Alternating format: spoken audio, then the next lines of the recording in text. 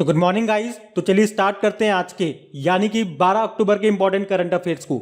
देखिए पहला प्रश्न क्या है, अभी हाल ही में किसने लाल बहादुर शास्त्री राष्ट्रीय पुरस्कार जीता है? तो आंसर होगा डॉक्टर रणदीप गुलेरिया।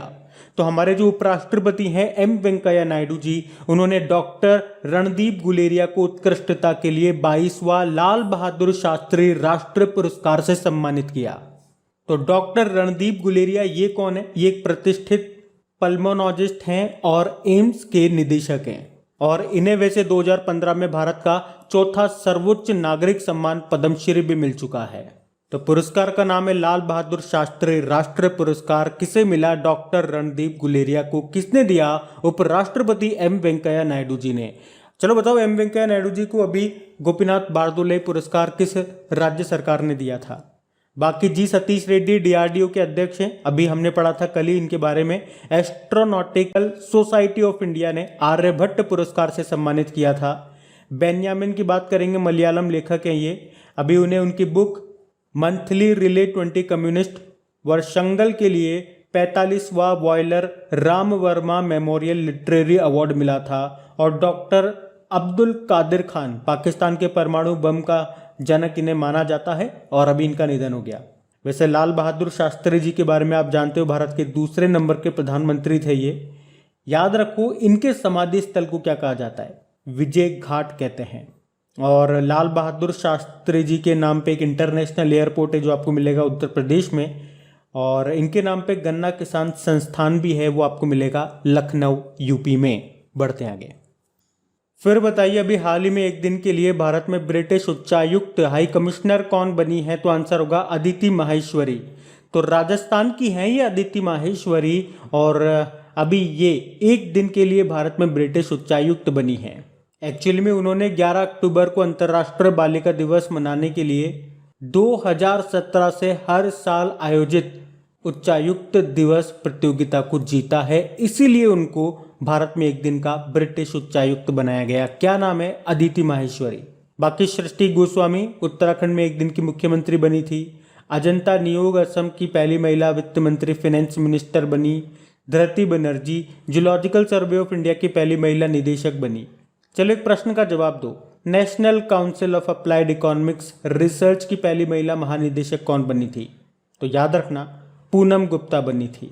और अगर मैं आपसे पूछूं वैसे कि भारत में ब्रिटिश उच्चायुक्त कौन है, तो एलेक्स एलिस हैं।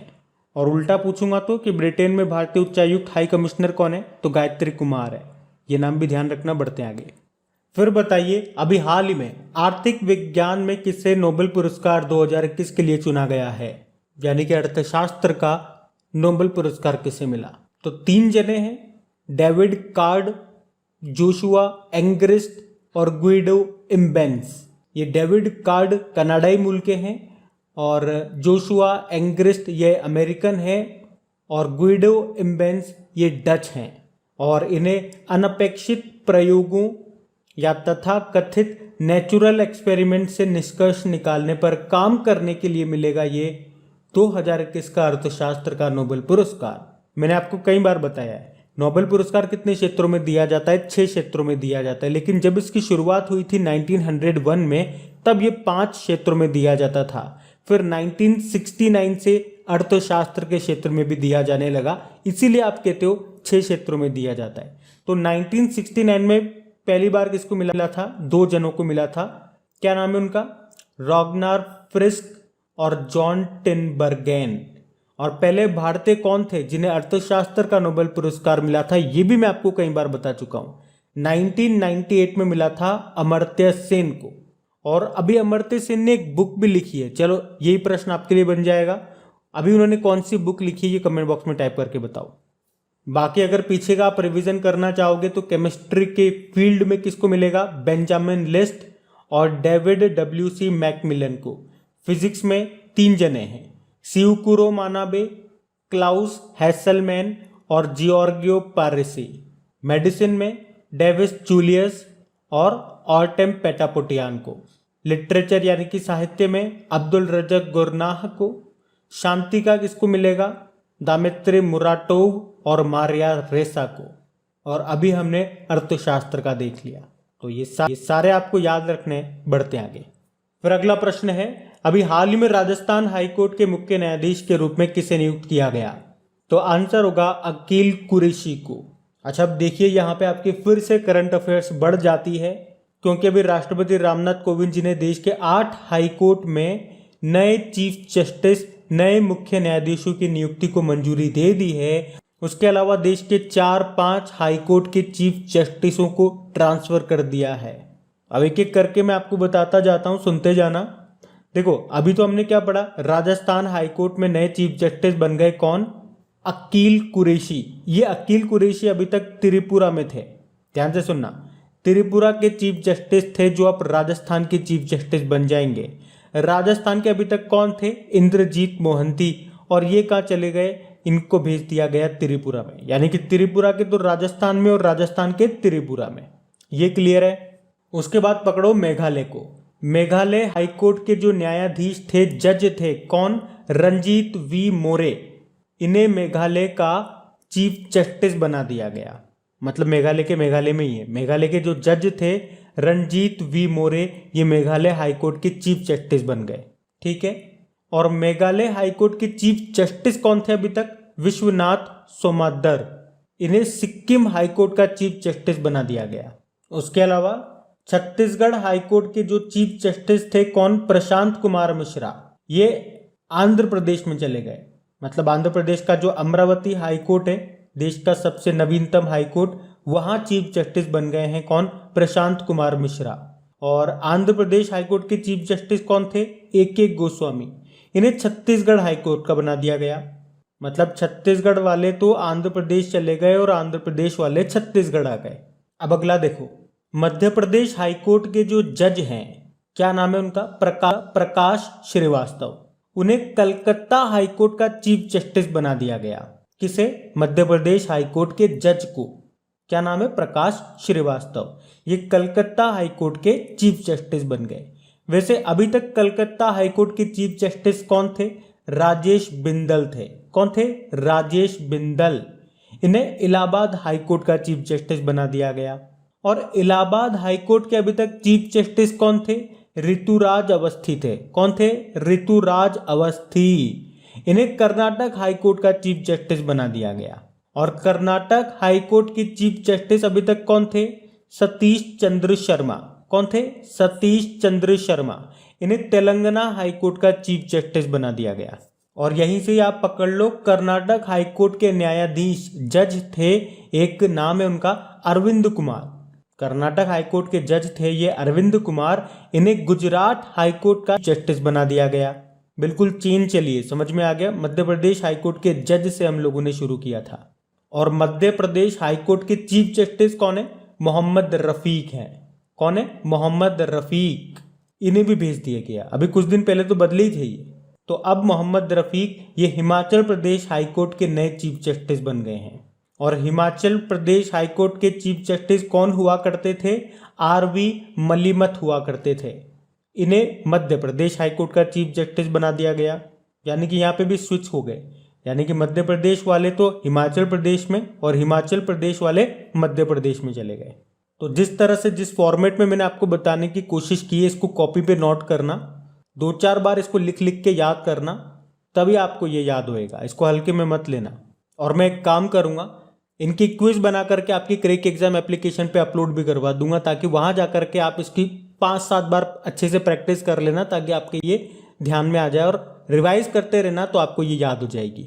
और अगर बात आई है क्विज की, तो मैं आपको बता दूं कि डिफेंस एक्सरसाइज की क्विज अपलोड होना शुरू हो गई है। उससे पहले जीआई टेक की क्विज अपलोड कर दी गई है। उससे पहले भारत में जितने भी पहली बार पार्क वगैरह आपने पढ़े होंगे, जैसे कि पॉलिनेटर पार्क वगैरह, सैंड-ड्यून पार्क वगैरह, उसकी क्विज अपलोड हो गई है। उससे पहले भारत में जो भी पहली बार हुआ है उसकी क्विज अपलोड हो गई है।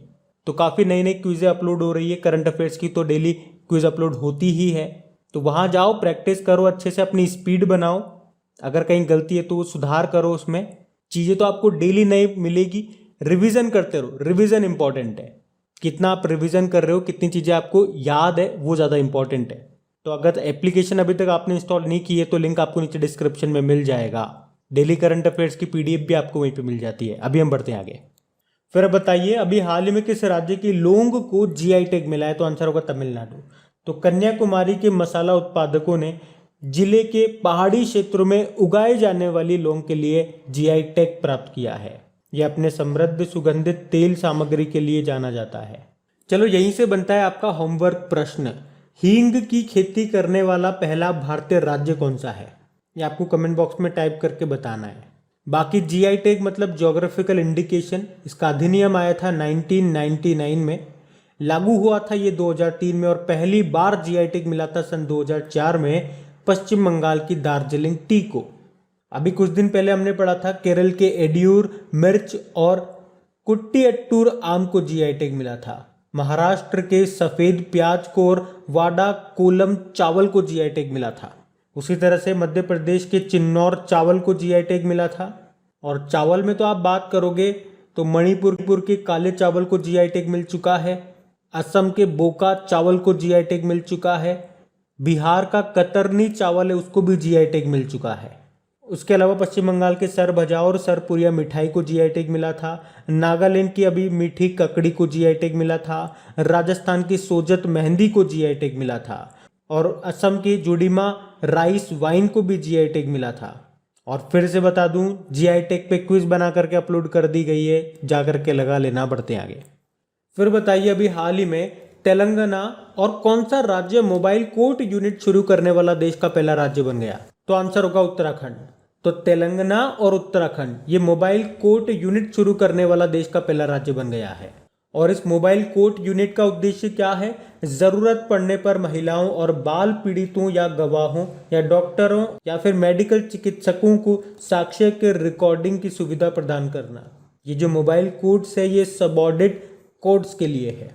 अच्छा, अगर आपसे पूछा जाएगा कि ई कैबिनेट प्रणाली शुरू करने वाला पहला राज्य बना था कौन सा? हिमाचल प्रदेश।